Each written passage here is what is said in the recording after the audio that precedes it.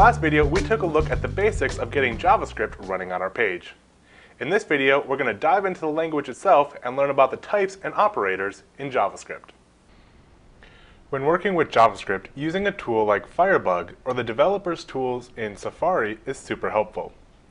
If you are using Firefox, you should install Firebug if you haven't already. Go to getfirebug.com and install the plugins and follow the instructions. Once you restart, you should see a little bug at the bottom of the screen. Click it to open Firebug and you'll get this panel. Now make sure you're on the Console tab, and you may have to make sure it's enabled. Then we can start writing our JavaScript where we see these little arrows. For a test, let's write some alert codes and write hello world just like we did in our previous example. Now once we write our code and we hit enter, we'll see our alert pops up on the page just like it did before, and we can see our code written out right here. This is useful for debugging as well as testing your code before placing it in your scripts. If you're using Chrome or Safari, there are similar tools. In Safari, open your preferences and under the Advanced tab, click Show Develop menu in menu bar.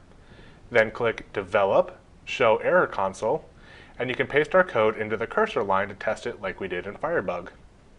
In Chrome, you can select View, Developer, and JavaScript Console and test it with the same code.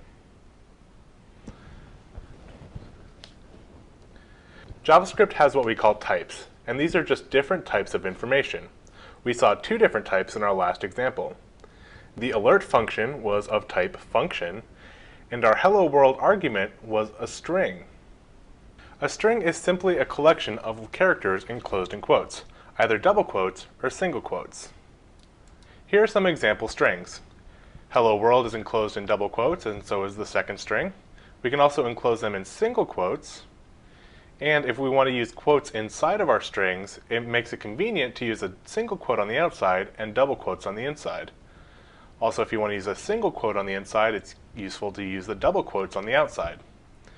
Now, if you have to use both on the inside, you can escape your own inner quotes by putting a backslash in a quote. This tells JavaScript that this quote isn't the end of our string, but is a literal quote that we need inside of our string. Then we have what we call Boolean types. Booleans are either true or false. They're useful in doing comparisons, and they must be always written in lowercase and true or false without quotes. For instance, the string false is not a Boolean, instead it's a string. So to have the false Boolean value, we must remove the quotes. JavaScript also allows you to represent numeric values via the number type. If you have any experience in other programming languages, you may be used to a distinction between whole numbers or integers and decimals or floats. In JavaScript, everything is represented with the same number type, which can represent floating point numbers to a limited precision. Here are some example numbers. 0, we can do a whole number. We can do a decimal number here, like 34.56. We can have negative numbers, like 7.890. And we can also do a scientific notation by doing 12e3. And this is saying 12 times 10 to the third power, which will be the same as 12000. JavaScript operators are symbols that are used for operations like mathematics or manipulating strings or Boolean values. Let's open our JavaScript consoles to do some simple math with numbers.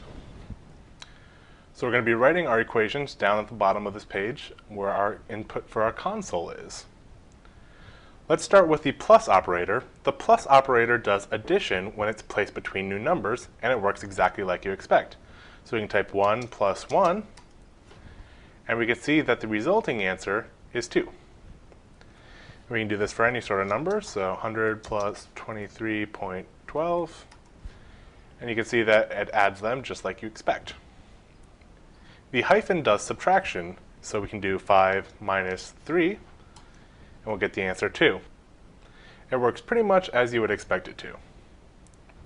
Now remember, a hyphen in front of a number like -7 actually means a negative number. So we could do 5 plus -2, and it's just the same as subtraction. But you'll notice that the hyphen here isn't a subtraction, it's a negative number.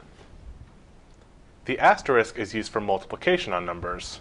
So we can do 2 asterisk 3, and you'll see our answer is 6. And the forward slash does division on numbers. It performs a true division on the number, and the result may be a decimal value. It does not do integer division, like in some languages, where the remainders are dropped. So we can do 100 divided by 4, and say 25. If we did 100 divided by 3, we'll see that the answer is 33.3 repeating. And you'll notice there's a 6 at the end of here, because that's the limit of the precision of JavaScript numbers. The percent sign is the modulo operator, which gives you the remainder of a division operation. So for instance, if we did 5 modulo 3, we're going to see that the answer is 2. That's because if we divide 5 by 3, we get 1 with a remainder of 2. If we divide 10 by 5, we'll notice that is 0 because 5 divides into 10 evenly. Now the plus isn't just used for addition. If we place a plus between two strings, it will concatenate them or join the two strings into one large string.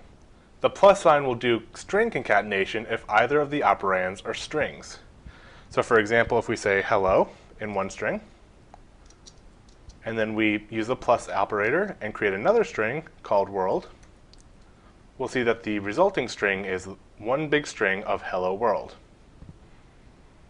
Now, like I said, if either of the operands are strings, it's going to do concatenation and not addition. So if we did the string value with 3, and then we did plus, and then the string value plus 7, instead of being 10, because they are strings, they're going to be concatenated together, and it will return the string 37. So when you're doing math, you need to make sure that you're using numbers and not strings. Now that we've mastered the basic types and operators in JavaScript, in the next video, we're going to take a look at variables.